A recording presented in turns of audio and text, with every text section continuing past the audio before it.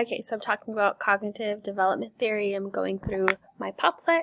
So Piaget's explains how cognitive development theory reveals how a child constructs a mental model of the world.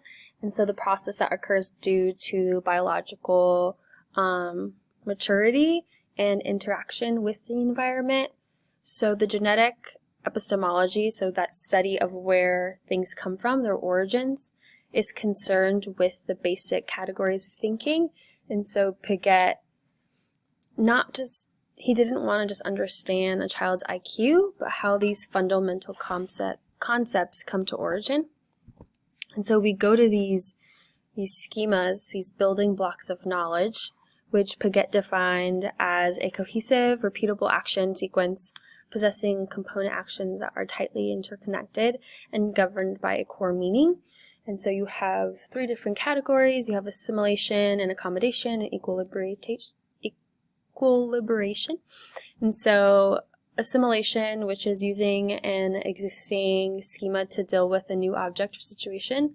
And then you have accommodation, which is this happens when there is existing knowledge. And then you have the equilibration, the force that moves development along.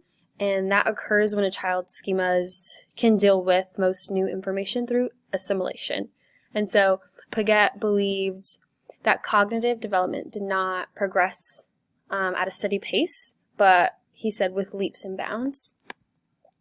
And so with cognitive development theory, you have 4 stages of development. So you have the sensor motor stage, which is from birth to 2 years old, and the main achievement during this time is knowing an object still exists even when the object is hidden, so like this mental representation of the object. And then you have pre-operational stage, which is ages 2 to 7 years old, so young children can think about things symbolically.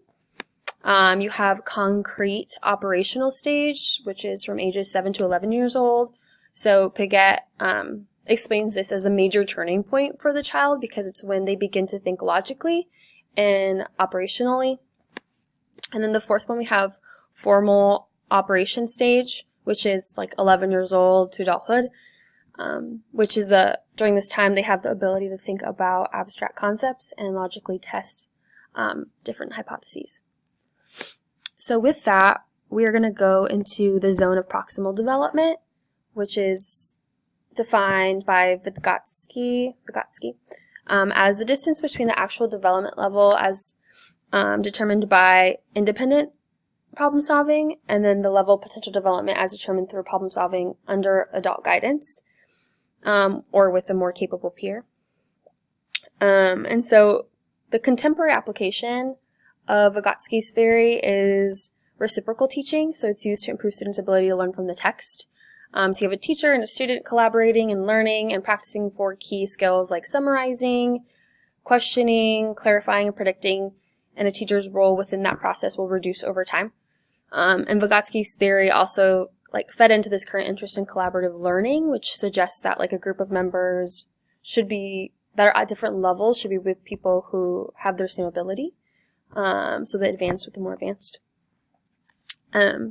So within this development, there was this technique called the scaffolding technique, which students given a task beyond their ability to complete in order for them to concentrate and complete only the parts within the range of competence. And so effective scaffolding would mean maintaining the learner's interest in the task, making the task simple, emphasizing certain aspects that will help the solution, control the child's level of frustration, and demonstrate the task. So Vygotskian's perspective is that a teacher's role is to kind of meditate the child's learning activity as they share knowledge through social interaction. So an example of this was a student was in the zone of proximal development. She needed a little coaching, scaffolding, so a more knowledgeable other came to assist her, and then with that, the student then achieves their goal. And so the zone of proximal development is synonymous in the literature with the term scaffolding. It's never actually used the term is never actually used in his work, but it's definitely within the frame of the zone of proximal development. Awesome. Thanks. Thank you.